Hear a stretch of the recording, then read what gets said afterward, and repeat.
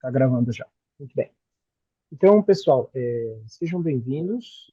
Nós temos aqui alunos do Mestrado Nacional Profissional aqui do Polo 15, tanto a turma de 2023 como a turma de 2024. Sejam todos vocês bem-vindos. Também alunos aqui nossos da graduação. Também temos aí visitantes, né? O professor André Mouta, que é aluno do Igor, direto de Parintins, né? Já falou aqui. Fiquei super feliz de saber que você é hoje. Bom, vamos falar um pouquinho aqui sobre o nosso palestrante de hoje. Só um minutinho. Hoje a gente vai ter o prazer de escutar o professor Paulo Roberto Ferreira da Silva Sobrinho.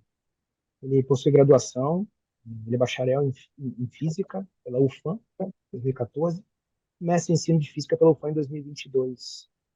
Ele tem experiência na área de Física, ensino de Física, e atualmente é professor de ensino médio na Escola Técnica Fundação Matias Machini, né? Machini, É, Machini, Maquiline, Maquiline. Maquilene. É, E não, isso é diferente. foi mal, é que a idade já está. E o professor Igor Padilha, que está chegando porque está aplicando prova de Física e Estatística. Ele possui graduação em Física 2014, em 2004, mestrado em 2006, todas pela UFAM, e doutorado em 2010 pela Universidade Federal Fluminense. E foi o orientador do Paulo nesse trabalho sobre o qual ele vai falar. Então, o Paulo defendeu essa dissertação em 2022 e ele vai falar sobre esse tema de sequência didática para o ensino médio sobre o tempo. Breves implicações filosóficas sobre o tempo e a teoria da relatividade restrita. Então, a gente gostaria de agradecer, Paulo, a sua disposição em falar sobre esse tema. Seguramente todo mundo muito ansioso. E eu gostaria só de salientar, não sei se você sabe disso, mas esse trabalho é um dos produtos que foi selecionado dentro do Inova, que é um edital da MNPE, que selecionou os melhores produtos. E o seu trabalho é um deles. Então, não sei se você sabia, mas agora está Poxa, sabendo. Pois é, nossa, meu Deus. Nossa, pois é. Isso obrigado é, demais. isso é, Isso foi. isso é informal, porque em breve a gente não sabe ainda como a gente vai gastar, né, o dinheiro, mas queria que você soubesse disso. Então, de antemão, parabéns. A gente tem muito a aprender com o trabalho de vocês. Eu li o trabalho, gostei muito. Parabéns. Cara, fica à vontade, a Muito palavra é obrigado. sua. Obrigado. Quero agradecer muito a oportunidade, né? Que a gente que é professor, a gente sabe, né? Que é muito difícil a gente ter um trabalho valorizado. E a gente ouvir uma coisa dessa. Eu tô até um pouco emocionado, né? De verdade. Muito obrigado mesmo. É, Devia foi, ter guardado essa para o final, né, cara? Foi mal, não era a minha foi, intenção. Foi mal. chegou assim com os pés Foi no mal, foi peito aqui. mal. Não, Tá bom, tranquilo. tá ótimo. Muito obrigado mesmo. Gente, o trabalho, eu sou um professor de cursinho e de escola, né? Então, eu pensei muito, assim, num trabalho onde eu ajudaria o professor a ter uma prática mais simplificada, né? Não que os outros trabalhos, né, sejam ruins, não é isso. Mas na minha realidade, eu tentei construir algo que fosse eh, eficiente, assim, ao meu ver, tá? Dentro do que eu busco quando eu olho para o meu aluno, tá bom? Então, aqui foi uma sequência didática, né, que foi a nossa proposta. A teoria da relatividade é uma teoria que ela é muito comentada. Hoje a gente pode usar, né, filmes e muitas coisas, né, para nos ajudar a trabalhar. E eu pensei em usar a filosofia, né? Porque a física, às vezes, ela se distancia na sua construção, né, de algumas coisas.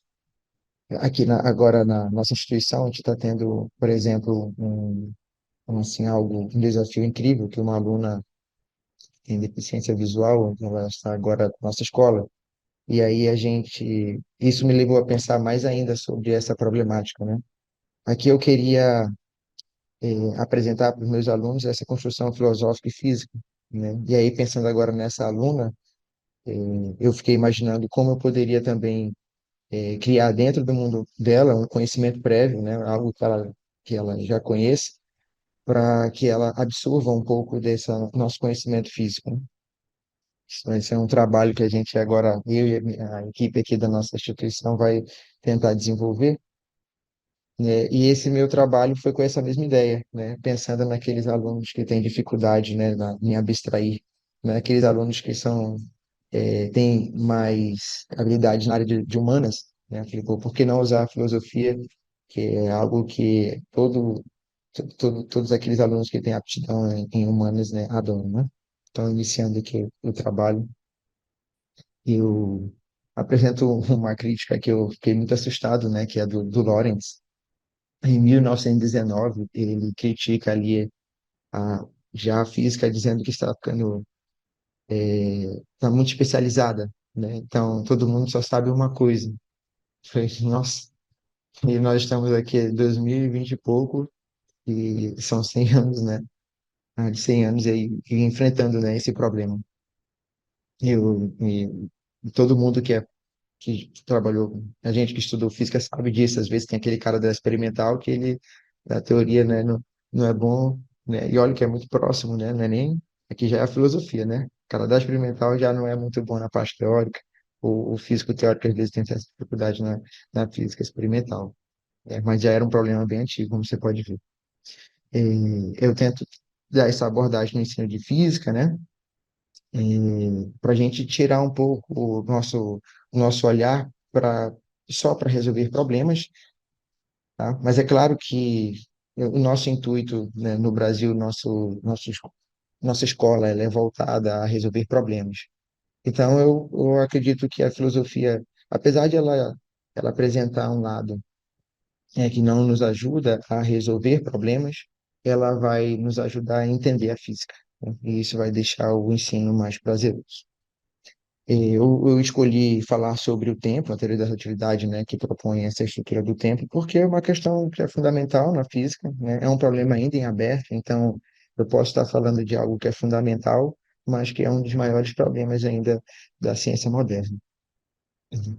E aí eu tento criar um material, que seria, né, um material potencialmente significativo, né, para ajudar os nossos alunos a desenvolver um pouco dessa teoria, né, que é fantástica, né, e elegantíssima, como, como todos nós reconhecemos muito bem, né? O trabalho ele passou por várias e várias modificações, porque ele começou ali na pandemia, e aí ele era um trabalho inicialmente online, depois foi para híbrido e terminou escalonado.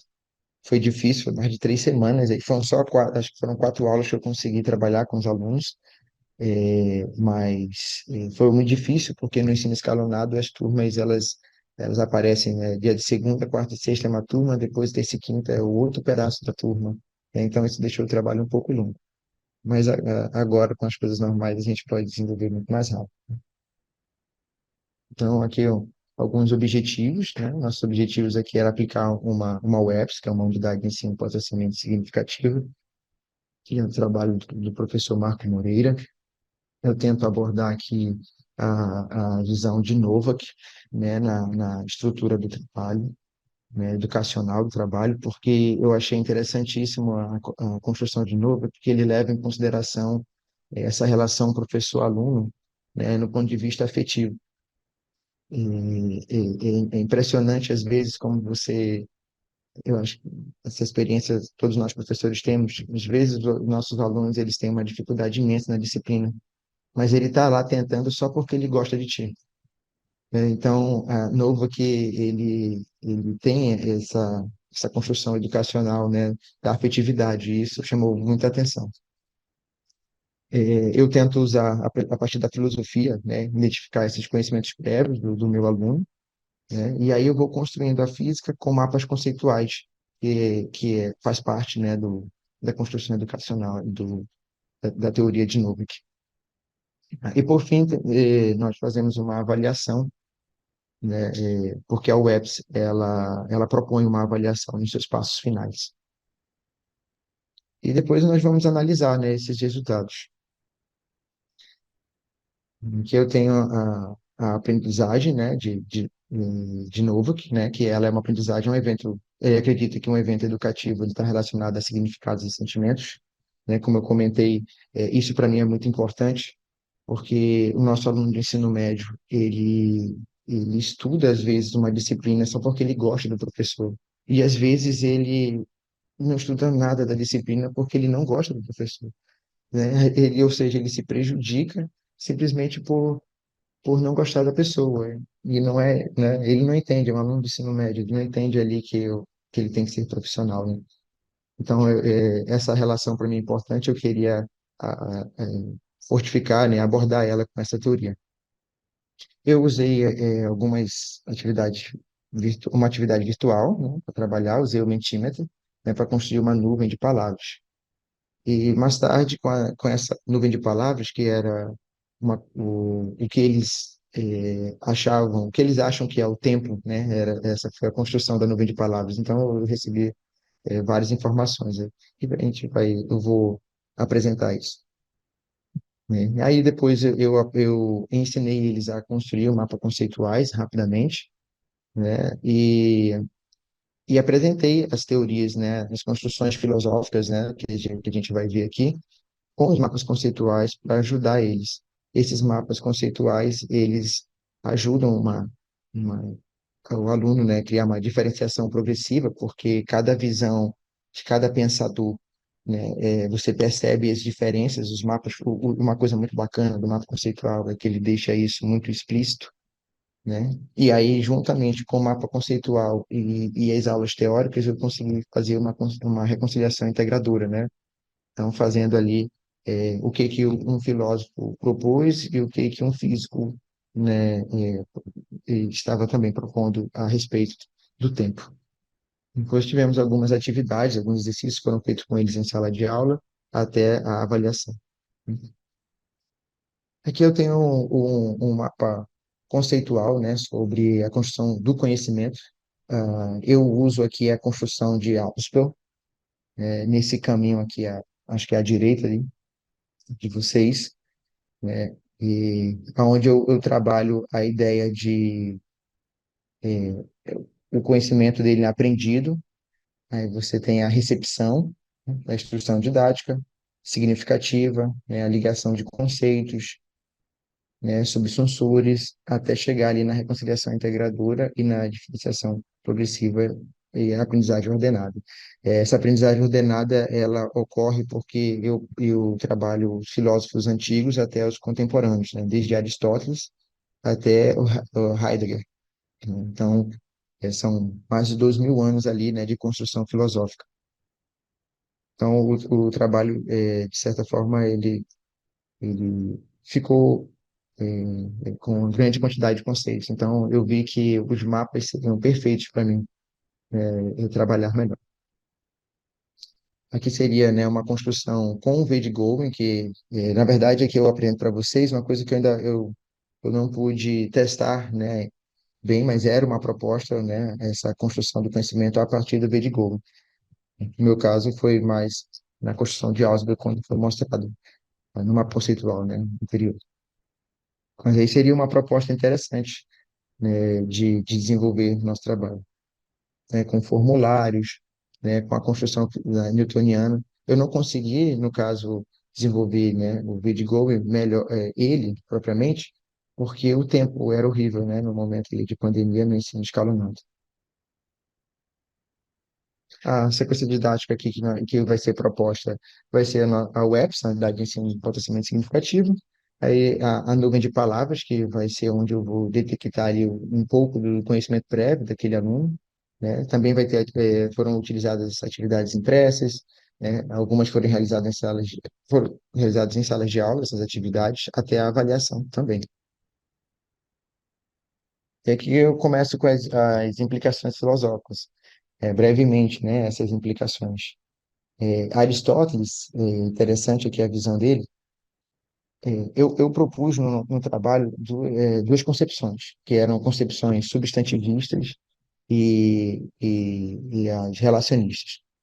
As construções substantivistas, elas propunham que o tempo ele não depende do movimento, e as relacionistas que dependem do movimento.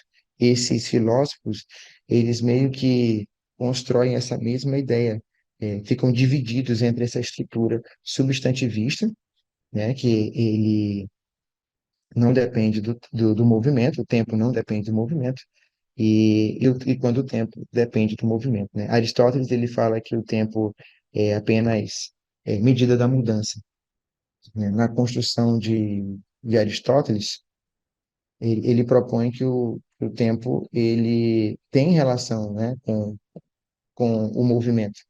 Tá? Ele não é o movimento, mas tem relação com o movimento.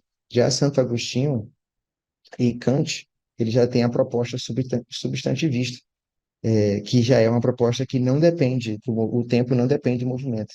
Essa ideia que eles possuem sobre essa estrutura do tempo de não depender do movimento, ela vem porque Santo Agostinho ele tinha uma construção com o espírito, né? Com Deus, né? Ele era um santo, então ele propõe na construção dele teórica que o passado não existe e nem o futuro, né? E o presente, ele seria essa interseção entre o passado e o futuro, só que o presente é um instante. E como um instante, ele não apreende, né? Você não apreende nada no instante. O instante apenas é uma sucessão de eventos. Então, só que nós vivemos o presente, né? Então, como é que eu vivo o presente se o presente ele não apreende, né? Eu não consigo ali apreender. E aí ele propõe que o que você vive, na verdade, o que você apreende, né, é o seu espírito, né, a sua alma, né? Então, o tempo não tinha a ver com o movimento, né, dado que a construção dele era espiritual. Já Kant trabalha a ideia de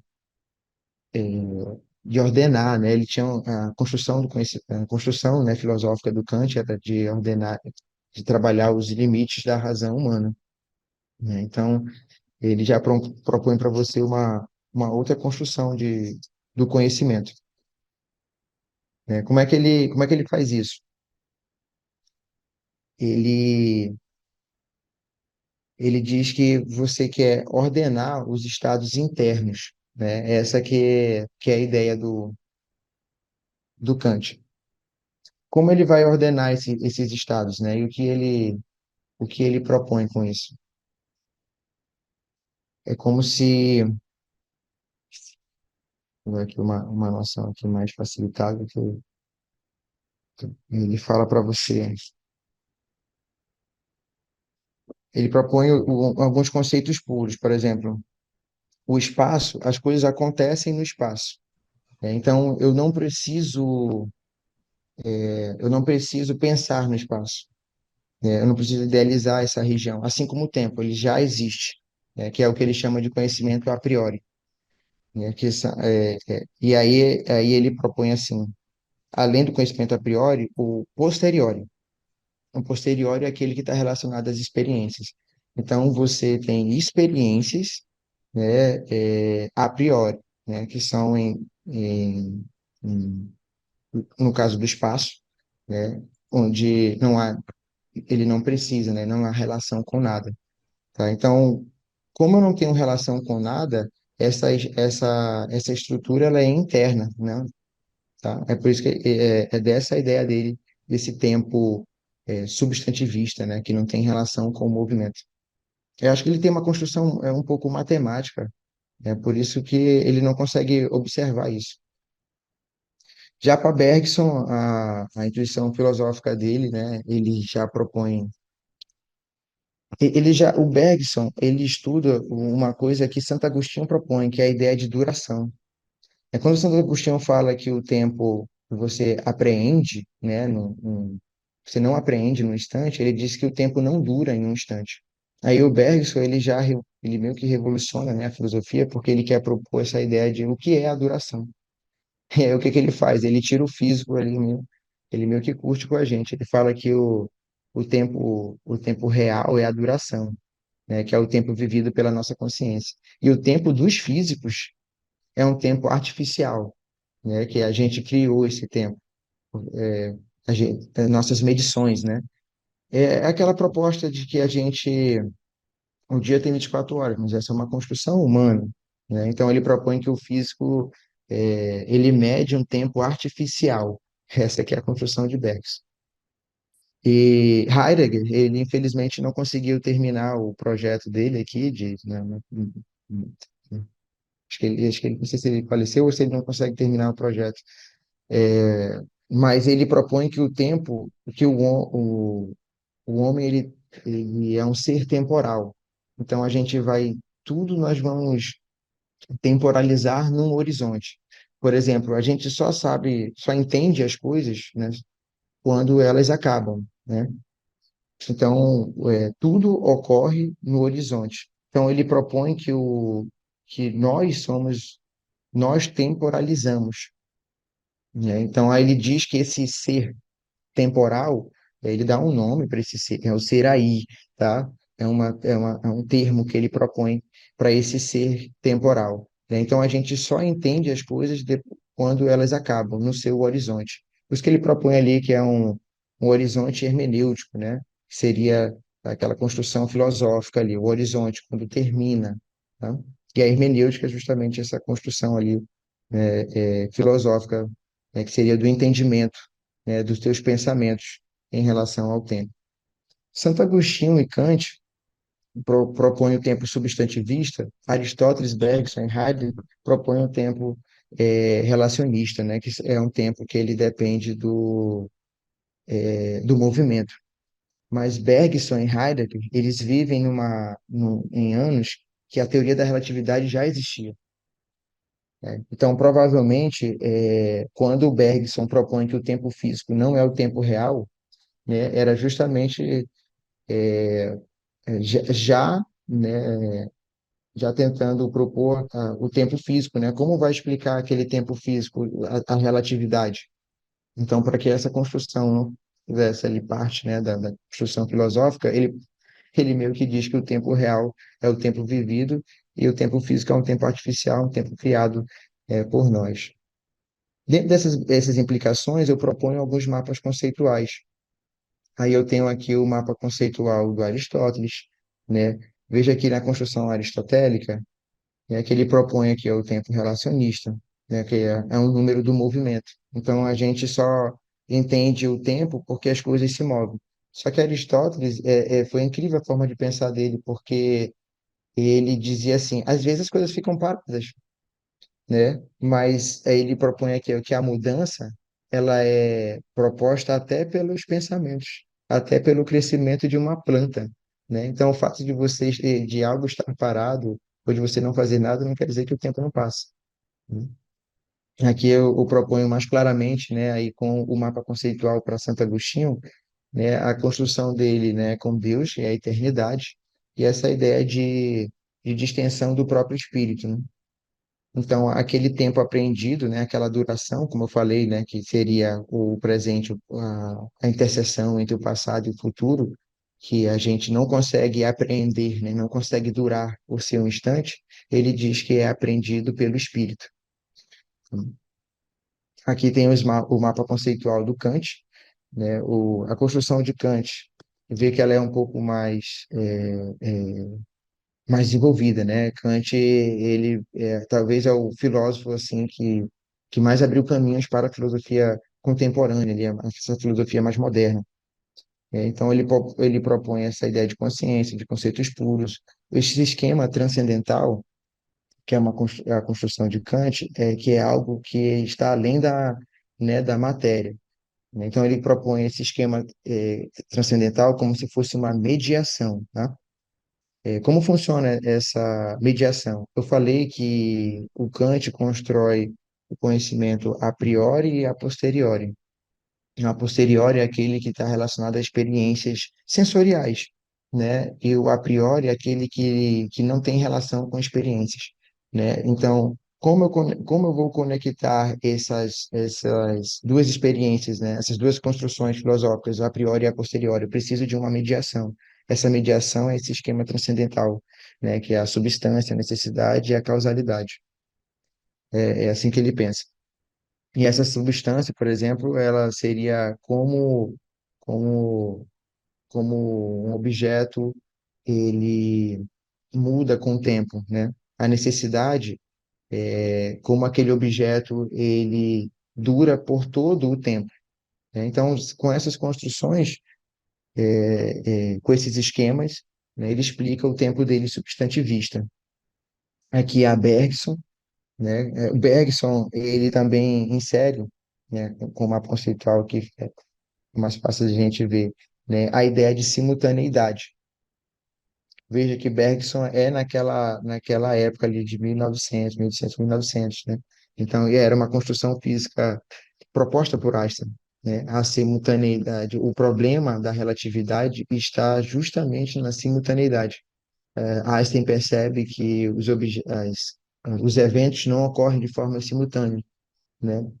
Porque nós estamos a distâncias diferentes. Então, a luz, por ser finita, né, ela vai alcançar alguns mais rápido do que os outros. Então, a simultaneidade não é um evento absoluto, né? As coisas não acontecem ao mesmo tempo. E essa foi a construção. Bergson, você pode ver que ele tem, parece que o trabalho dele, metade do trabalho é criticar aqui a construção física, né? Ele propõe que o nosso tempo é um tempo abstrato, o tempo não é real, é um tempo que é exteriorizado, né? Essa construção de tempo é de simultaneidade, porque a gente observa um objeto, né? E a gente vai dizer, é como se você fosse se encontrar com alguém, né? Por exemplo, eu vou me encontrar com você lá no shopping hora tal. Então, naquela hora, simultaneamente, né? Vocês se encontram. E aí ele diz que isso é uma espacialização, né? Então, por isso que não existe. A gente espacializa o tempo, né? E ele termina dizendo que esse tempo é um tempo artificial. Já o tempo real é um tempo relacionado à duração, à consciência, né? Que é o tempo verdadeiro, né? Quando ele fala isso, o tempo da consciência, da duração, um exemplo disso é, por exemplo, quando você se machuca, né? Em algum lugar, você se bate, você não sente dor e para de sentir dor, né? Você sente dor e aquela dor ela fica horas a fio ali, né? Naquela região do teu corpo, né? Então aí diz que o tempo é essa duração, né? A tua duração de consciência. No caso, a tua consciência, né? Quando você se machuca, é de dor, né? E Heidegger, né? Com essa a obra dele, né? Que infelizmente está incompleta porque ele propõe a construção de tempo, né, do homem, ele temporaliza o homem, né, diz que a gente só entende, né, a construção temporal no horizonte, né, desses eventos. E aí eu faço essa ligação agora entre a física e a filosofia, né? Como era construído, né? Como esses filósofos, né, e como as construções deles de pensamento iriam interagir com a construção newtoniana e asteniana, que são as principais construções físicas. Newton, por exemplo, ele acreditava no tempo absoluto, assim como Santo Agostinho, né? Assim como Kant. Newton, ele até tinha essa noção, deixa eu tirar aqui, tem uma barrinha aqui. Newton até acreditava nessa construção ele tinha que acreditar na construção de espaço absoluto, que ele tinha que ter um referencial. Para simplificar a teoria dele, ele propôs que existia ali né, um tipo de espaço absoluto, um tempo relativo.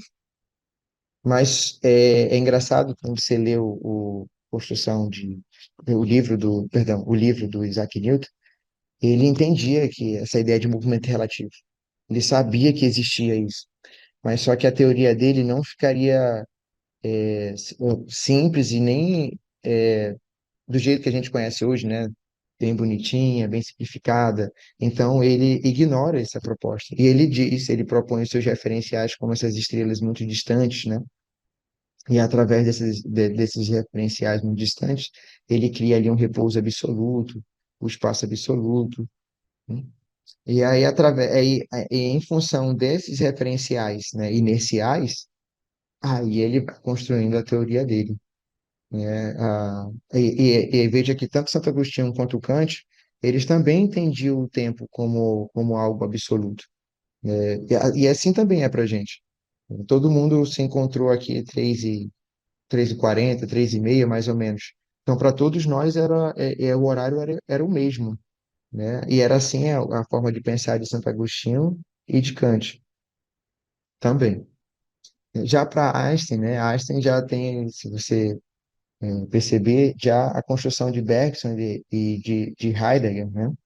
Ela já se assemelha mais a essa construção relativa, né? Que é claro que Einstein aprofunda, né, muito, né, essa construção, mas o pensamento de simultaneidade já era debatido por Bergson e por Heidegger, né? E é onde é a chave do problema para que Einstein pudesse desenvolver, né? Justamente lá no trabalho dele, né, sobre a eletrodinâmica, né, que era aquele famoso problema que a gente tem do ímã, né, que você atravessa uma espira, né? Quando o ímã está parado, os elétrons não se movem. Mas quando o ímã se move, aí você tem ali, né, a variação do comportamento daqueles elétrons. Então, o que está acontecendo, né, com, com, com a matéria, né, ali com a natureza? Como ela apresenta esse comportamento? Aí a Einstein vai desenvolver a construção do problema, né, da relatividade da simultaneidade, né? E dentro dessa construção dele, aí ele tem esses resultados, né? Que o tempo é dilatado, que o espaço é contraído, que não há como mais você falar de espaço e tempo desconectado, né? É necessário falar do espaço-tempo, né? Que era uma construção newtoniana separada, né? Nós calculamos normalmente o espaço e a posição, né, de um corpo. Para Einstein, isso já é impossível, porque eu não posso falar de espaço-tempo separadamente. Essa construção ela foi apresentada aos alunos, né, com os mapas conceituais, com atividades, né? Aqui está a escola que eu consegui trabalhar, foi uma escola estadual e foi muito desafiador porque toda escola que eu trabalhei é escola particular. E aí, às vezes, você aplicar um trabalho como esse na escola particular é complicado, porque eles não vão querer perder o horário deles, né, com isso. Porque a ideia é vestibular, né? Então é aula, aula, aula todo o tempo. Eu tive uma dificuldade, né? Graças a Deus foi possível. Essa escola estadual, ela permitiu que eu pudesse aplicar o trabalho. E, e foi uma experiência, e o interessante disso foi uma experiência nova, porque eu nunca tinha dado aula para escola pública. E aí eu consegui trabalhar com duas turmas de terceiro ano, né? Agradecer um amigo que me deu essa oportunidade, o professor Bruno. E aí nessa turma eram 35 alunos, né? Como você está vendo aí, foram quatro aulas, cada aula com 45 minutos, né? As aulas foram aplicadas ali no período, né, como você está vendo, 10 do 11, 22 do 11. Você vê que demorou um pouquinho, porque como era escalonado, tá? Só para explicar aí a demora, né? né, todos esses dias, porque foi tipo numa sexta, né, eu consegui dar a primeira aula, se não me engano, foi algo assim. E aí na outra semana eu já tinha que dar aula terça e quinta. Aí eu precisava de mais uma aula, e ficou para outra semana, então foi 3 semanas para poder conseguir desenvolver o trabalho. Eu pedi para o desenvolvimento do trabalho aí, né? O ambiente que eu utilizei, primeiramente, foi virtual, né? Eu pedi que os colegas, que os alunos, né, pudessem usar os celulares em sala de aula. Eles foram muito gentis, né, não tive problema com isso. Até porque a escola ela tinha um WhatsApp, né, de todas as turmas, né, porque era assim que funcionava naquele momento que nós passamos. E aí eu utilizei o ambiente virtual do Mentimeter, né? Esse ambiente você consegue formar uma nuvem de palavras, é interessantíssimo. Deixa eu ver se eu tenho aqui Poxa, acho que eu... Ah, tá aqui, ó. Peço perdão aqui por ter colocado no lugar errado. A primeira aula, né, eu apresentei aí o resultado, né? Aqui você pode ver o resultado do Mentimeter. E aí eu pergunto deles alguma coisa que eles entendiam sobre o tempo, né? Então eles falaram aí segundos, né, anos, dias, tudo mais, né? Todas essas informações. As palavras maiores eram aquelas palavras que foram mais repetidas e as menores foram que menos se repetiram, tá? É assim que funcionava. E aí, a partir disso, deixa eu voltar aqui. Depois desse momento aí virtual, eu fui para a sala de aula mesmo, né? E aí, nas salas de aulas, eu apresentei a nuvem para eles verem, né, o que eles escreveram, o que tinham. né? E aí, a partir disso, eu consegui dar início, né, a, ao meu, a didática, né, essa coisa didática. Então, eu classifico os filósofos, né? Eu usei muitos mapas conceituais, foi impressionante como eles facilitaram o meu trabalho, né? Porque eles deixam muito explícito, né, a construção de cada filósofo. Então, me ajudou muito. Eu utilizo até hoje os mapas conceituais, né? Eu uso muito como um resumo. Eles tiveram uma aula primeiro, né, expositiva, logo depois eu usei o mapa conceitual para ajudá-los, né, por causa da grande quantidade de informações. Depois nós resolvemos alguns problemas. Aí fica assim, pô, mas como assim, de filosofia, né? Não, é como eu começo a construção, eu apresentei Newton ali e Einstein, que foram as ideias mais importantes, mas eu iniciei com Galileu mesmo, né? E a gente aprende essas formações de Galileu, que no ensino médio a gente trata como aqueles problemas de velocidade relativa, né? Então eu apresento ali o conceito da velocidade relativa para eles, como era um do terceiro ano. Isso facilitou um pouco o meu trabalho, mas é porque lembre-se que eles eram alunos de pandemia, então tiveram pouca física, né? Então, pelo menos essa parte de cinemática eles conseguiram ter. E aí eu consegui trabalhar com eles bem, né? Eles foram bem. Aí teve uma avaliação, né? Mais tarde, né? Bom, eu fiz a avaliação e as questões que foram resolvidas em sala foram todas questões de múltipla escolha. Apesar do trabalho ter aquela ideia de sair um pouco de vestibular e tudo mais, a gente que é professor sabe que, no fundo, a gente precisa trabalhar com o nosso aluno, né, questões dessa natureza, porque é o que eles precisam na hora de fazer o vestibular, né? Então, eu acabei utilizando a si mesmo, né, esse tipo de teste, mas eles gostaram, né? Isso foi legal também, talvez simplificou o meu trabalho, né? Porque eles já tinham uma certa habilidade com questão de múltipla escolha. Aqui, não sei se aqui em Manaus ainda não é muito comum provas discursivas de vestibular. Nossas provas todas são ainda objetivas, né, de múltipla escolha. Então, eles já estavam mais acostumados. Aqui eu mostro mais ou menos, né, como foi feito as atividades, né? Na primeira aula eu apresentei essa nuvem, houveram aí as concepções filosóficas aristotélicas, kantianas e agostinianas também foram apresentadas nessa primeira aula. Então foi uma primeira aula bem puxada. Na segunda aula eu já apresento ali a concepção de Bergson e de Heidegger, né? E já insiro ali a física newtoniana. Dentro dessa física newtoniana, eu já abordo ali as transformações de Galileu, né? Isso foi fácil, né? Essas transformações. Eu tive dificuldade no caso de trabalhar a física newtoniana, porque eles só tinham visto um pedacinho, o início de dinâmica, né? Isso foi um pouco desafiador trabalhar com eles isso aqui. A física einsteiniana ali, mas não foi mais fácil porque eu apenas trabalhei a estrutura cinemática, né? Apenas foi a cinemática, então eles não tiveram tanta dificuldade. E a quarta aula foi a avaliação mesmo. Então aqui eu faço uma divisão, né, da aula, como foi feita, né? Então a nuvem de palavras foi mais ou menos uns 15 minutos, onde eu consegui detectar aí organizadores prévios dos alunos, que eles entendiam sobre o tempo. E uma coisa interessante, logo depois, quando eu apresentei essas construções filosóficas, alguns alunos começaram tipo, dizer que eles pensavam de formas parecidas.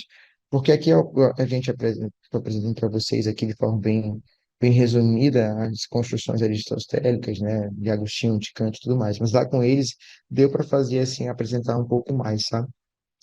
E aí, lá na apresentação com eles, eles começaram a ver que algumas coisas que eles pensavam, a forma como eles pensavam, eram parecidas com as construções aristotélicas, agostinianas, kantianas e dos outros também. Então isso foi bacana porque eles começaram a conversar entre si. Teve um momento que eu deixei um certo espaço, essas aulas, nas aulas, assim, em poucos minutos, né, para eles trocarem algumas ideias. E de fato eles começaram a conversar sobre filosofia, né, porque era mais fácil para eles, né, eles têm um conhecimento melhor sobre essa parte. A não ser sobre Bergson e Heidegger, né? O Santo Agostinho aqui, ó, e Kant, né? Eles não conheciam, assim, a teoria de... Eles conheciam o Santo Agostinho e Kant, né? Mas não conheciam ali muito bem a teoria. Agora, o caso do Heidegger e do Bergson, aí que foi problemático mesmo, né? Porque eles não ouviram falar, né? Esses são filósofos um pouco mais, né, contemporâneos, e essas construções de pensamento, elas não estão no nosso, na base nacional curricular, né? Então, eu tive que apresentar essas ideias para eles. Aí veio essa construção da aula expositiva, né, de Heidegger e Bergson, e a física newtoniana, né, com as relações matemáticas de Galileu. E aqui, no final da aula, nesses 25 minutos, eu consegui apresentar um pouco, né, da física newtoniana. Novamente, eu classifico, né, essa foi a nossa primeira atividade aqui presencial. Eu faço uma classe, depois que eu apresento todos os filósofos, né, eu criei lá para eles uma caixinha, onde eu coloco assim, filósofos relacionistas e substantivistas. E aí eu pedi para que eles conseguissem colocar nessas caixinhas, né, o que eles achavam. E foi muito bacana que muitos acertaram, assim, né, a construção relacionista e substantivista. E logo depois eu já insiro eles a uma questão, né, de vestibular, né, que é a transformação de Galileu. Uma questão que era, que era simples. Eu acho que eu não coloquei ela aqui, eu peço perdão, não coloquei ela. Ah, não, tá aqui, ó. Ela está aqui, ó. Uma questão aqui da UEA mesmo, né? E eu uso aqui a relação, né, de velocidade relativa, no caso, né? E aí a gente conseguiu construir velocidade média. Foi simples, é um problema simples, mas é um problema que cai aqui, né? Que caiu, né, na prova de conhecimentos específicos de exatas. Então foi importante para eles, eles gostaram. Aqui está a caixinha, como eu comentei, né, ó, que eu criei, né, para que eles pudessem classificar esses filósofos, né, cada visão ideológica. Aqui foi a nossa segunda aula, né, que tem algumas dificuldades. E no ensino público foi uma realidade assim para mim muito difícil, a dificuldade em matemática básica. Nossa, era interessante porque eles conseguiam a física, eles pegaram, né, a equação física, eles entendiam a equação física, mas na hora que eles iam colocar os dados, né, e aí foi um pouco difícil isso, né, mas eu fui auxiliando ali nas contas, né, e eles foram desenvolvendo. Mas eles sabiam o que fazer, né, eles leram o problema e falaram, ele quer isso aqui, né, eu acho que eu vou utilizar a equação tudinho direitinho, mas a dificuldade era real. E as escolas que eu trabalhei aqui eram escolas de classe média para média alta. Então, assim, eu percebi que eu não estava naquela realidade, né, da escola pública. Mas pô, a gente conseguiu contornar. Mas isso refletiu no teste, né, então, para constar. Na terceira aula, né, enfim, eu já apresento aí a construção asteniana mesmo, né, as relações matemáticas de Lorentz. Eu usei alguns vídeos, né, para eles verem, tá, como funcionava. É uma construção simples, porque é geométrica básica, né, a gente pode trabalhar ali na dilatação de tempo. Então, eu consegui fazer essa demonstração com eles, né, e foi super. Todos eles aceitaram muito bem, todos eles aceitaram muito bem, foi legal. Então, aqui eu uso apresenta a construção einsteiniana primeiro pelo fenômeno da indução eletromagnética, né, que é o fenômeno que é de fato ali o problema, né, que o Einstein vai investigar para entender a relatividade. E depois mais alguns vídeos, né, do lançamento MRU, porque eu queria que ele visse, no caso de um objeto, né, no campo gravitacional, a gente teria aquela parábola, né? Aí eu propus, e com a luz, como fica, né? E aí ele via lá direitinho que ia ser uma linha reta, né, e tudo mais. A atividade presencial, novamente, a gente fez aqui um problema. Deixa eu ver se eu coloco aqui, tá aqui. Eu fiz uma questão, né, sobre dilatação, né, de tempo e contração de espaço, né, para eles verem como é que funcionava. Lá eles tiveram, né, uns 10 minutinhos, né, eu fiz junto com eles essa questão, né, para ele ver como é que funcionava, porque é bem diferente, né, bem diferente, questões assim. Então, eu pontuo novamente, né, essa dificuldade.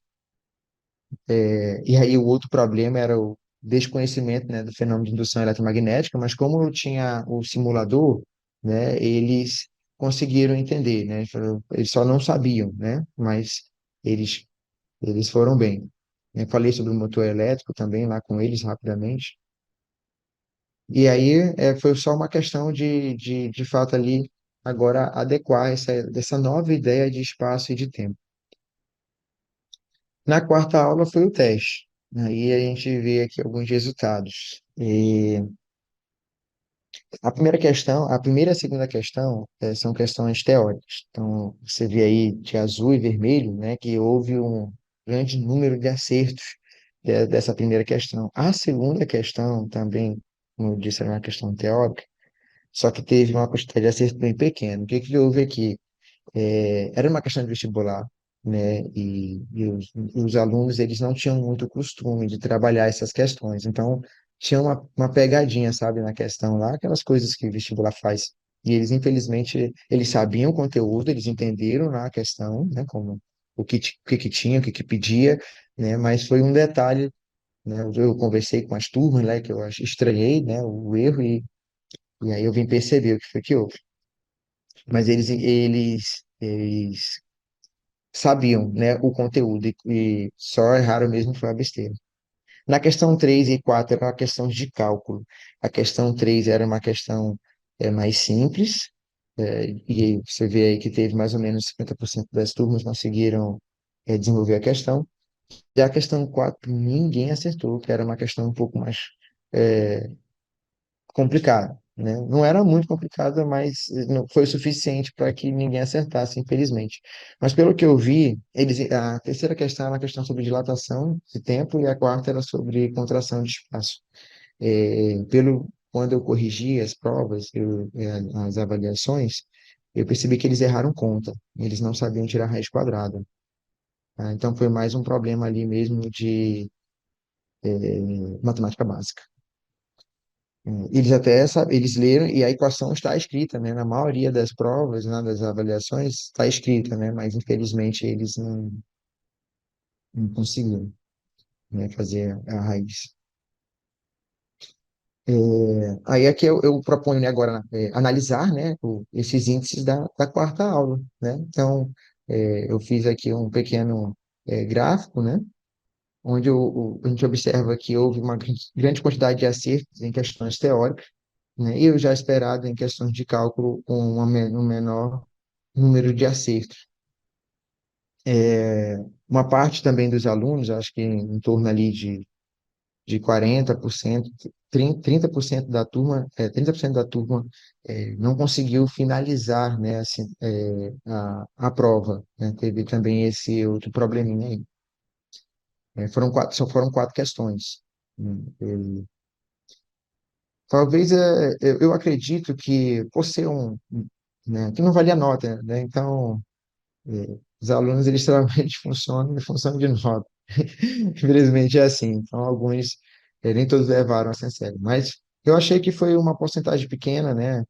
30% parece grande assim, mas pelo que eu pude ver da realidade da escola pública, né, eu achei que foi uma quantidade de provas, né, assim, legais, que 70% dos alunos resolverem todos, né? Eles, e, assim, não conseguiram, não foi o tempo suficiente para resolver toda a prova, ok, mas você via que ele foi tentando resolver todas as questões, sabe? Não foi uma coisa que ele, eu vou deixar de fazer aqui, não foi isso que aconteceu.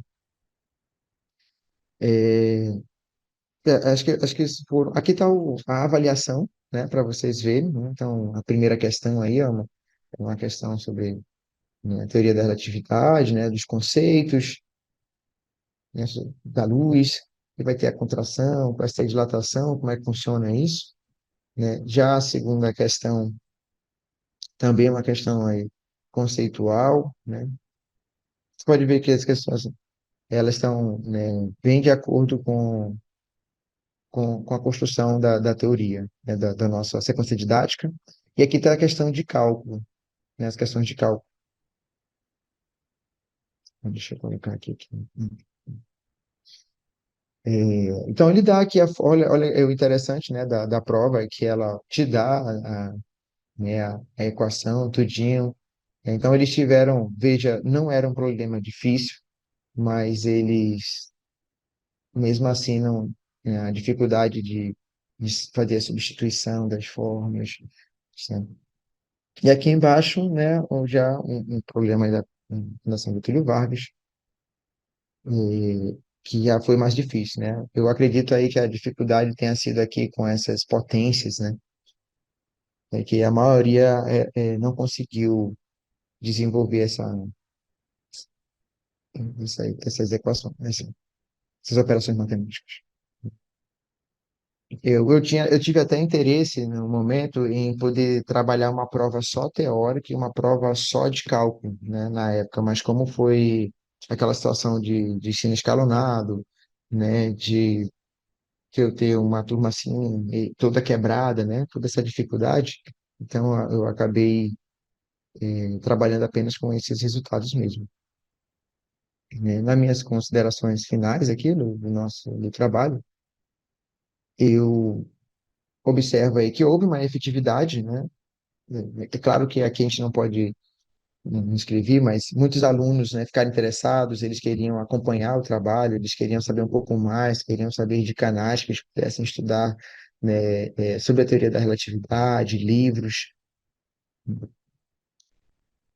E isso para mim foi muito bacana, né? Porque foram só 4 aulas. E aí, né, teve gente que já estava dizendo que sempre gostou de física, mas eles nunca tinham visto essa teoria, foi muito interessante, né?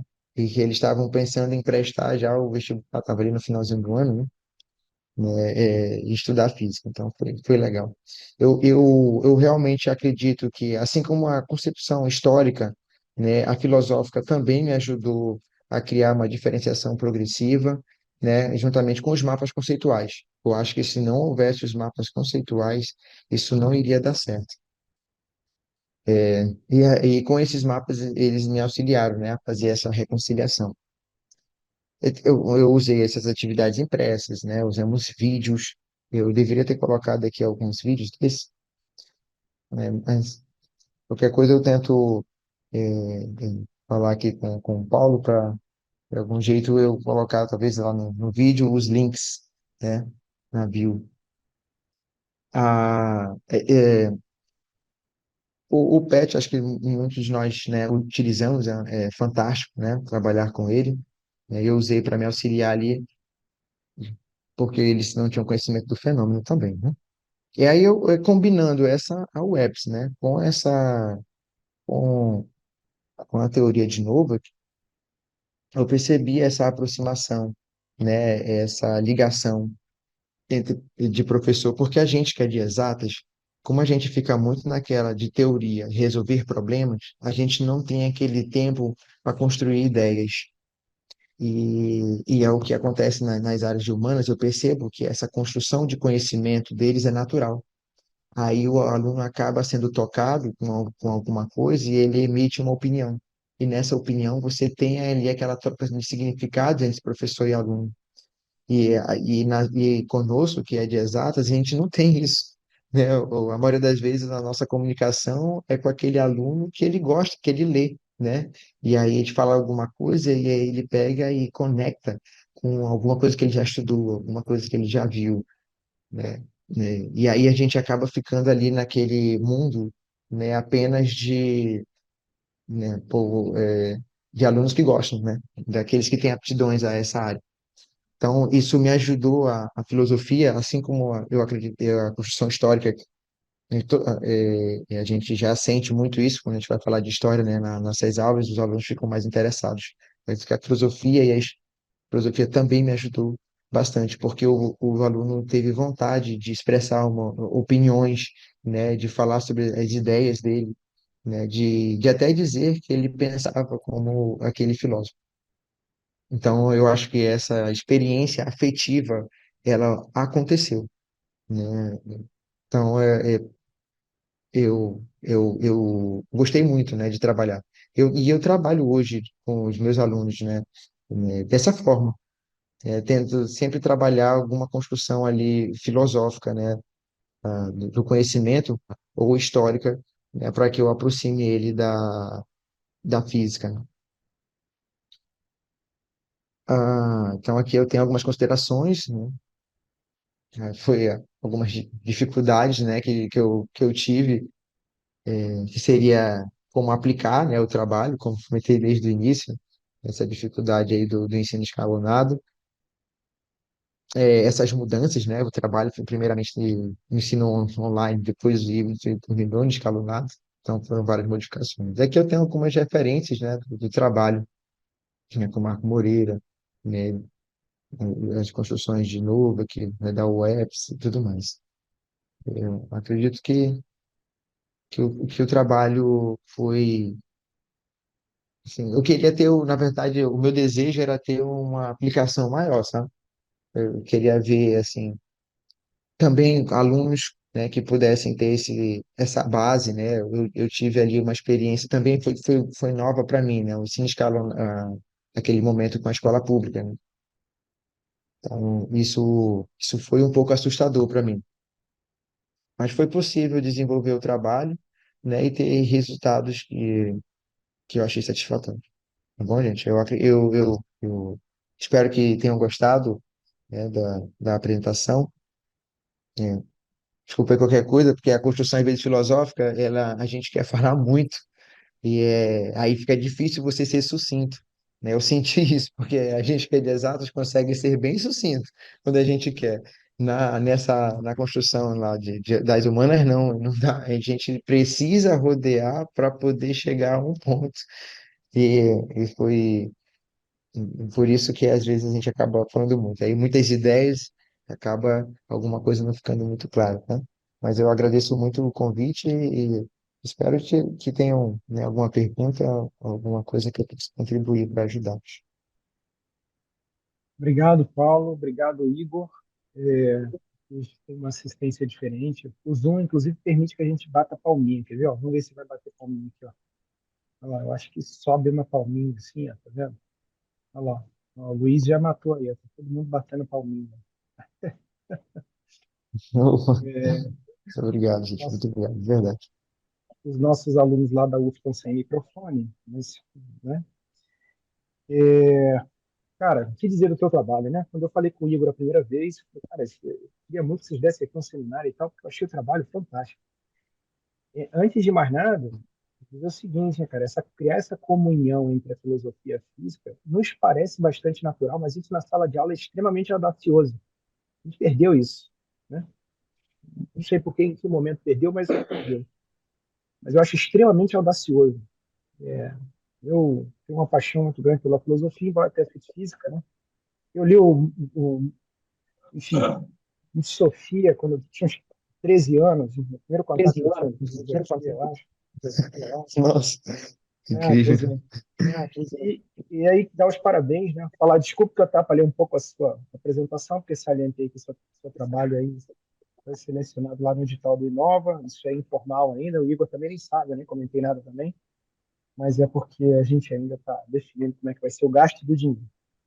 Bom, eu tenho algumas perguntas e alguns comentários, mas eu recebi aqui do professor Telmo, que é o coordenador do Paulo. Aqui tem dois coordenadores, né, que tem duas instituições, eu vou passar para você. Depois eu queria comentar algumas coisinhas também. Parabéns pelo trabalho, muito interessante, certamente coloca muitas possibilidades futuras. Uma dúvida: os alunos produziam também mapas conceituais? Sim ou não? Então, eu também tinha essa dúvida, na verdade. Eu já pedi para construir mapa conceitual e meio garra um pouco com a É, graxa. que você acha? É, é, não, o que aconteceu? O primeiro momento, o trabalho era para ter 6 aulas, porque eu queria 2 aulas para construir mapas conceituais. E aí, como eu vi que eu não ia conseguir isso, aí eu reduzi para essas 4 aulas. Eles não construíram mapas conceituais, mas eles usaram os mapas que eu fiz para auxiliar eles na construção né, da filosofia, né? Eu usei, eles tinham acesso, né? Eu imprimi para eles bonitinho, eles tinham acesso a esses mapas conceituais. E sempre que eu falava alguma coisa na aula, né, sobre a construção newtoniana, galileana ou einsteiniana, eu falei, olha, procura lá no mapa do fulano, o que que ele fala, né? Então ele foi Uhum, fazendo ali links, né, com, com o mapa que eu construí. Mas era um plano, sim, fazer o mapa conceitual. Esses mapas que eu construí, eles são mapas que são relativamente simples, né? Porque justamente eu construí ele para ser um modelo, porque eu queria que ele construísse um, né? É Então exatamente isso que eu não ia foi falar construído. agora. A proposta original era que eles fizessem, só que por uma série de problemas não deu tempo. sim, sim. Você usou o CMAPs para fazer? CMAP Tools para fazer? Aquele aplicativo? É um aplicativo que facilita muito. Só comentando, fazer uma réplica em cima da pergunta do Telmo aqui. Agora acho que já me chegou uma outra. Deixa eu ver aqui. Ah, tá. Um outro tá me mandando a pergunta aqui, o Breno. Beleza. E é o seguinte: isso eu vi no encontro do MNPF. Uma menina que fez o trabalho dela e pediu para os alunos fazerem mapas. Eu usei aqui com um aluno meu que dá aula no ensino fundamental. Ele chamou de mapa conceitual guiado. Em que sentido? Porque ele aplica para oitavo ano. Então, porra, tipo assim, pedir um mapa conceitual para entender o que, que é uma proposição, o que, que é uma Muito palavra de elaborado, com ligação, não todas tem as como. conexões. Não dá. É. Não dá, né? Quer dizer, aquela coisa de estruturação hierárquica, cada nível hierárquico do particular para o geral, enfim, ou do geral para o particular, enfim. E aí, cara, deu muito certo. Ela fez lá, ela mostrou o seguinte: ela monta mais ou menos aquilo ali, parece uma árvore de Natal. Só, deixa eu mudar aqui. E aí os alunos eles vão preenchendo. Então, assim, eles têm certo grau de liberdade. E aí eu perguntei, não, eu fiz assim, eu falei, pô, cara, eu consegui isso aí com gente de 14 anos, de 13 anos. E aí ela falou, não, aí a ideia é que no futuro você vai aumentando o grau de liberdade, até eles entenderem essa estruturação. Isso é um contraponto aí, Não, o interessante. mapa conceitual é um absurdo, né? Porque ele testa o aluno, realmente, até você que sabe sobre um conteúdo, né? Muito bem, se fosse colocar agora para a gente desenvolver, não, faz um mapa conceitual aí É, sobre energia. Eu ia ficar pensativo ali, porque a forma como você ia propor. Então, eu usei o mapa conceitual como o Novo aqui propõe, né? Como um resumo esquemático, uhum. né? O novo aquele lá no livro dele Aprender a Aprender, ele propõe, né, uma das formas de usar. Então essa que foi a minha, infelizmente, né, não pude usar todo esse potencial que um mapa conceitual possui. Olha, o Telmo, já tem outra pergunta aqui. O Telmo comenta o seguinte: na linha das perspectivas, o que você acha de introduzir os conceitos de tempo e espaço na física, chamando a atenção para a sua evolução e a sua interligação com o pensamento filosófico vigente em cada época, ressaltando que os conceitos físicos nascem num contexto histórico e filosófico, mas ajudam a mudar a história da humanidade do pensamento filosófico. Vou ler de novo, que eu acho que eu me enrolei. Na linha das perspectivas, o que acha de introduzir os conceitos de tempo e espaço na física, chamando a atenção para a sua evolução e a sua interligação com o pensamento filosófico vigente em cada época, ressaltando que os conceitos físicos nascem no contexto histórico e filosófico, mas ajudam a mudar a história da humanidade e o pensamento filosófico. Eu acho uma sugestão, né? Você queria No comentar alguma caso, coisa? Eu acho que é um pouco. Fala, essa à vontade. construção ela foi feita, né? Que eu proponho aqui, né, nesse quadro, aqui nesse slide, né, justamente essa ideia, né, de ver aí o Santo Agostinho, o Isaac Newton, Kant e tudo mais, e a gente consegue fazer algumas pontes, né? A gente consegue. Só não Mas teve a linha do tempo, né? Quando foi esse, é, depois quando foi o que. Essa acho que foi a coisa que talvez estivesse faltando para poder contemplar essa consideração feita. sim, sim, sim.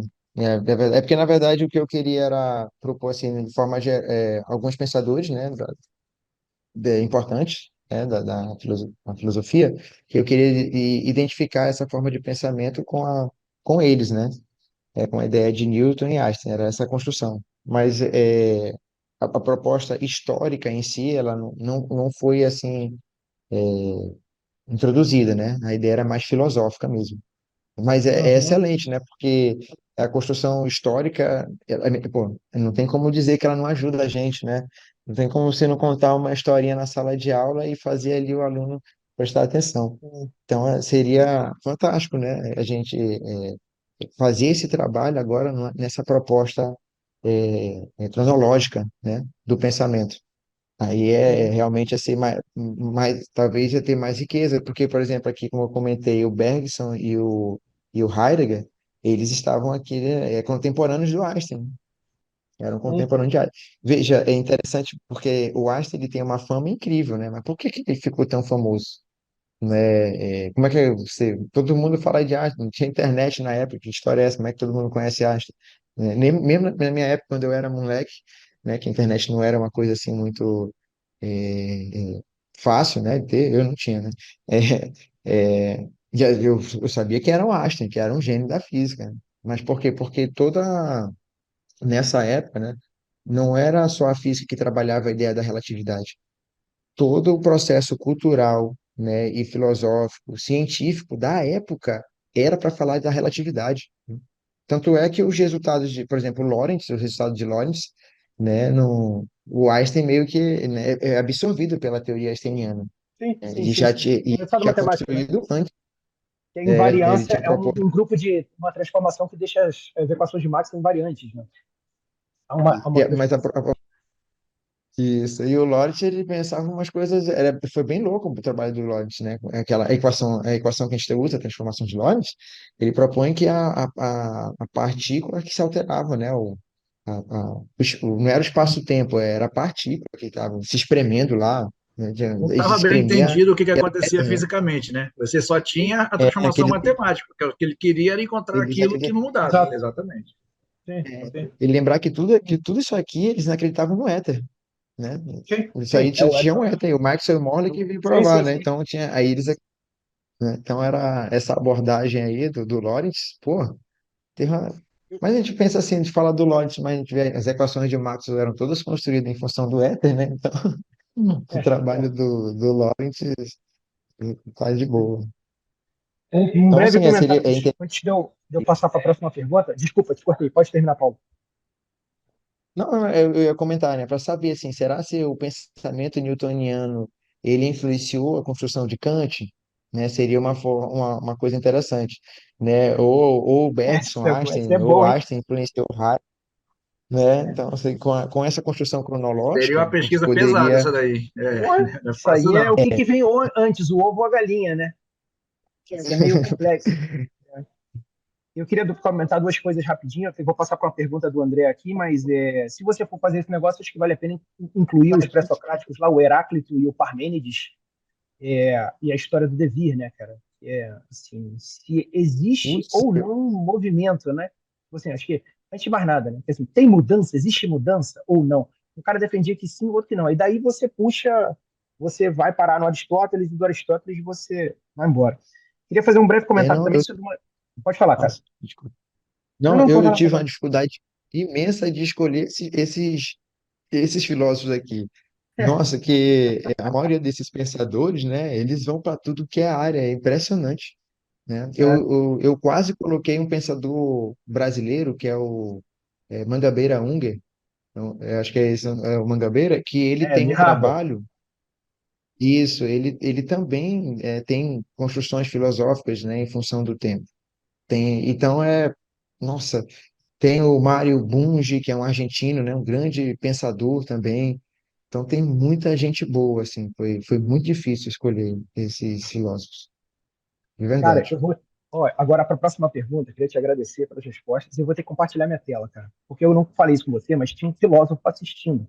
A gente tem um filósofo credenciado no nosso polo como professor. Aí ele me mandou Ah, uma pergunta, mas eu acho mais fácil eu compartilhar aqui, que deve ter uma aula junto. Ó. Eu já estou aqui mostrando aqui. Ó. Eu conheço o André, ó, já chegou aqui, eu vou ler para vocês, vai ficar mais fácil. Olha só, vai me acompanhando aí. Eu vou botar maior aqui. Peraí, vamos lá, espero que vocês estejam. A minha pergunta é: como foram escolhidos os autores filosóficos para dar fundamentação ao trabalho? Você já falou um pouco, mas vamos lá. Vou aproveitar e falar um pouco da que eles querem. O critério deveria ser a teoria do conhecimento, não a busca a partir do conceito de tempo.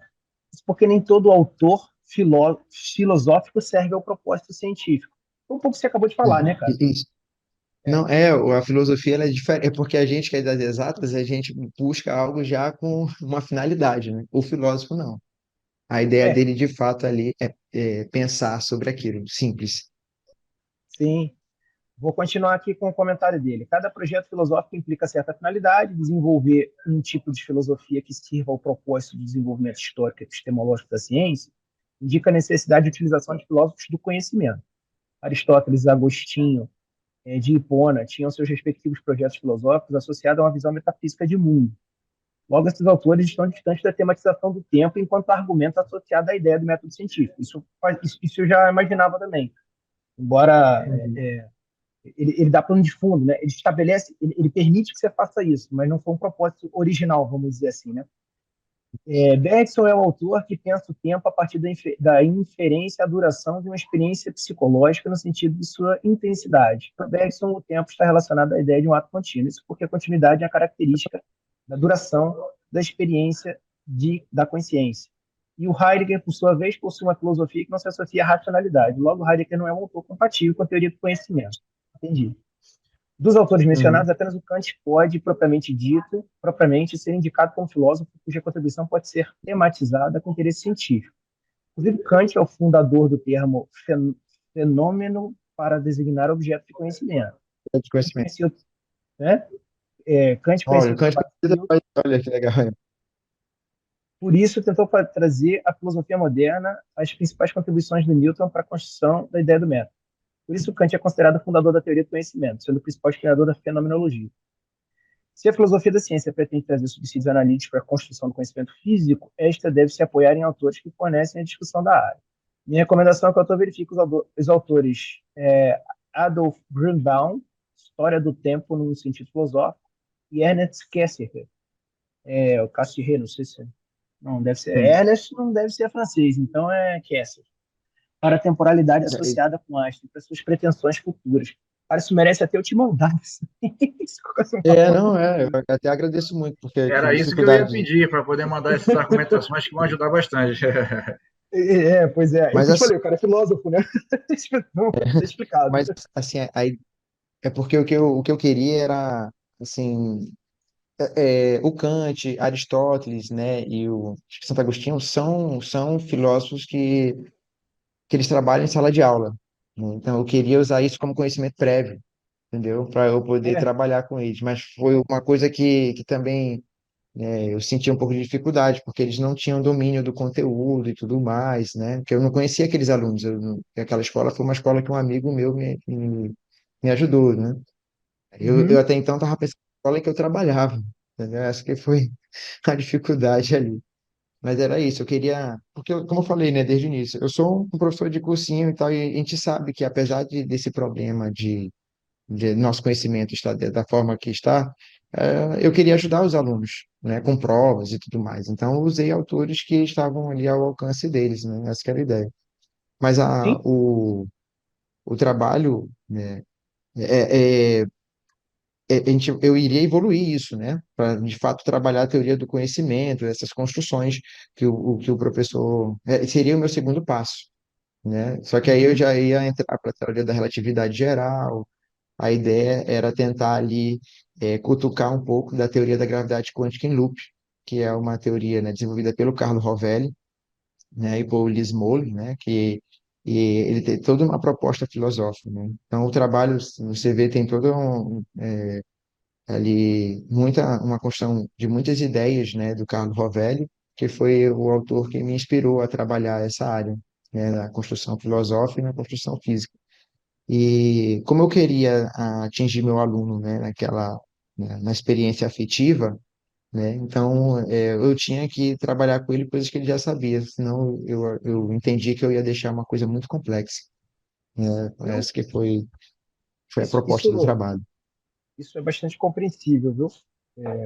Sob a ótica, de um filósofo, a gente Maravilhoso. tem um Uhum. campo para desenvolvimento nesse sentido, mas faz sentido essa questão, as escolhas que você fez são justificadas pelas circunstâncias, né? E como eu falei, isso é extremamente audacioso, dentro dos E a trabalhos. Por exemplo, dificuldade que eu tinha, 10 anos de MNPF, a gente não tinha visto ainda uma proposta de integração de filosofia e física, assim, eu acho que audacioso é o melhor termo, né? Assim, sabe, eu agradeço que, muito se ele que pudesse até me ajudar, arriscasse tanto, né, cara?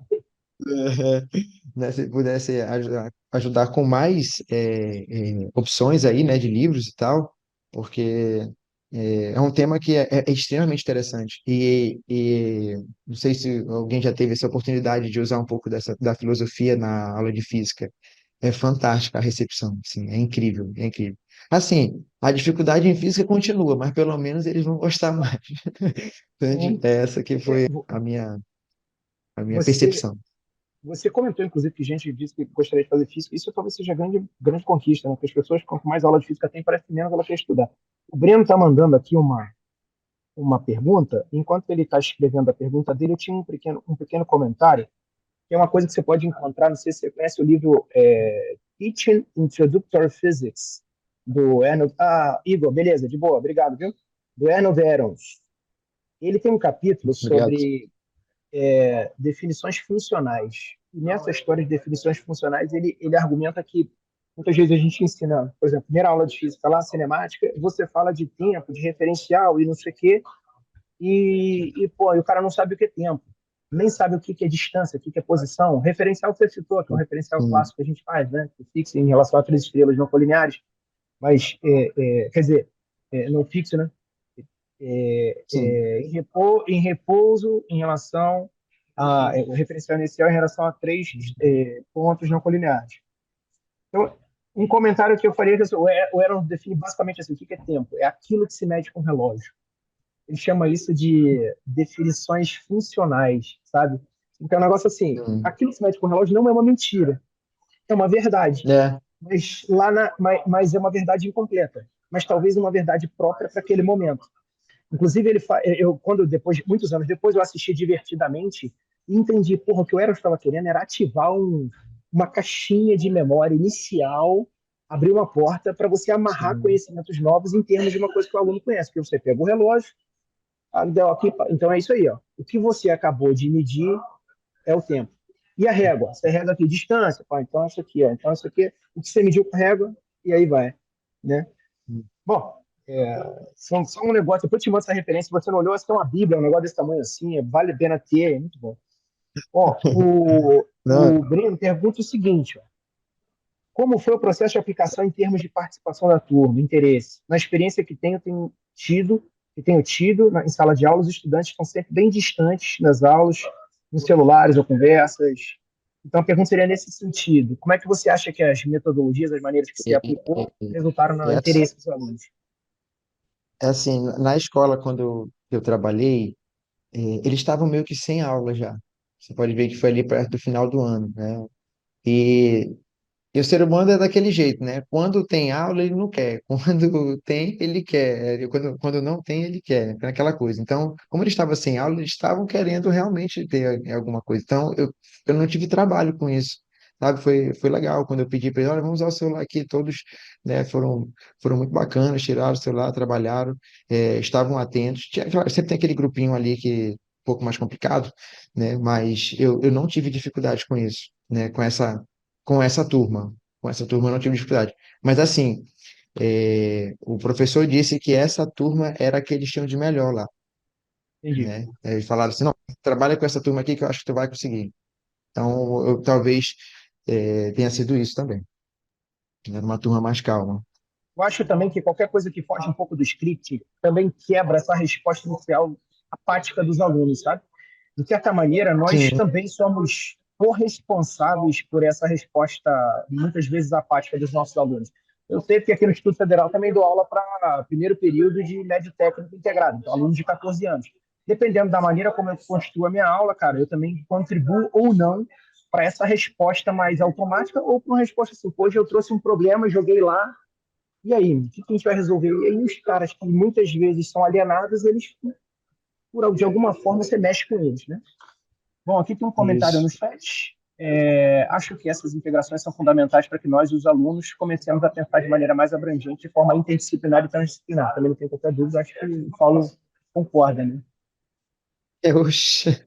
Não é? Era justamente, era justamente aí a forma como eu pude trabalhar. Porque assim, eu percebi que se eu fosse trabalhar química, biologia e todas essas coisas, eu poderia precisar de laboratórios, eu precisaria de muitas outras ferramentas. Eu falei, pô, acho que a Uhum. filosofia, eu poderia ter uma forma simples e poderia tocar melhor aquele aluno, né, Sim. com os conhecimentos, né, e até de vida, né, até de vida mesmo, porque a filosofia faz esse conflito, né, e eu acho isso muito interessante, né? E aí ele faz Uhum. esse conflito com a vida dele, ele começa a pensar e começa a surgir alguma coisa. Então, Sim.